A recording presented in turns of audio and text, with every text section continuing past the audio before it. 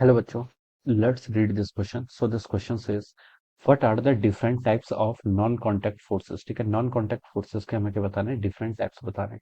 तो देखिए बच्चों, इस क्वेश्चन का की कॉन्सेप्ट आप क्या लिख सकते हैं, the key concept of this question. आपको types of non contact forces बताने हैं ना, तो आप इस क्वेश्चन का की कॉन्सेप्ट देखिए, नॉन कॉन्टैक्ट फोर्सेस लिख सकते हैं। क्या लिख सकते हैं?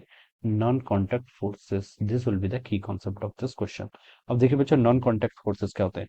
देखिए, नॉन कॉन्टैक्ट फोर्सेस ऐसे फोर्सेस होते हैं which can be applied without contact with any other object। ठीक है, और नॉन कॉन्टैक्ट फोर्सेस ऐसे होते हैं, देखिए, जो अगर हम बिना कॉन्टैक्ट के, अगर आपके दो बॉडीज हैं, दो बॉडीज आपस में क्या कर रही है, इंटरेक्ट कर रही है, and they are not touching each other, वो क्या कर रही है, एक दूसरे को टच नहीं कर रही है, एक दूसरे के कॉन्टेक्ट में नहीं है, तो such types of forces are called our non contact forces. ठीक है, तो हम लिख सकते हैं forces, forces which forces which occurs without forces which occurs without the interaction or without forces which occur without the,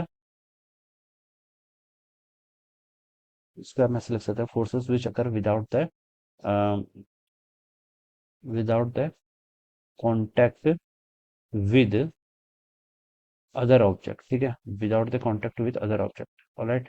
interaction तो होगा, लेकिन क्या होगा, उनके बीच में आपका कॉन्टेक्ट नहीं होगा। ठीक है, forces which occur without the contact with other object. ठीक है, दूसरे ऑब्जेक्ट के साथ क्या आएंगे, आपके कॉन्टेक्ट में नहीं आएंगे। ठीक है, जैसे बच्चों हम ग्रेविटेशनल फोर्स का एग्जांपल ले सकते हैं। कोई मासेस है, मान लीजिए ये आपका m1 मास है, ये कैसा मासेस है, आपका m2 मासेस है। These are the two different masses. ठीक है, which are separated by some distance R distance से क्या कर रखे हैं, यहाँ पे सेपरेट कर रखे हैं। ठीक है, अब बच्चों हम बता सकते हैं इनके बीच में जो फोर्स लगेगा, कौन सा लगेगा, मासेस, मासेस के कारण कौन सा फोर्स लगता है, ग्रेविटेशनल फोर्स लगता है। और हम बता सकते हैं ग्रेविटेशनल फोर्स क्या होता है, proportional to their product of their masses and inversely proportional to the square of the distance between them. तो ये दोनों ऑब्जेक्ट आपके क्या कॉन्टेक्ट में नहीं है, लेकिन इनके बीच में क्या लग रहा है, ग्रेविटेशनल फोर्स लग रहा है। जैसे देखिए, इसको हम ऐसे भी समझ सकते हैं, जैसे कोई एप्पल है, एप्पल क्या कर रहा है, फॉल कर रहा है। ठीक है, ये किसके कारण फॉल कर रहा है, क्योंकि देखिए अर्थ इसके साथ क्या कर रही है, अर्थ इस पर आपका फोर्स ऑफ ग्रेविटी लगा रही है। किस डायरेक्शन में फोर्स ऑफ ग्रेविटी लगा रही है, towards the centre of the earth. ठीक है, तो हम बता सकते हैं यहाँ पर क्या हो रहा है, इनके बीच में इंटरेक्शन हो रहा है विदाउट कॉन्टेक्ट, विदाउट कॉन्टेक्ट। ये क्या कर रहा है, आपका एयर में, आपका एप्पल एयर में फॉल कर रहा है, और इनके बीच में क्या लग रहा है, इंटरेक्शन लग रहा है। तो इस टाइप के फोर्सेस क्या बोलेंगे हम, आपका नॉन कंडक्ट फोर्सेस बोलेंगे।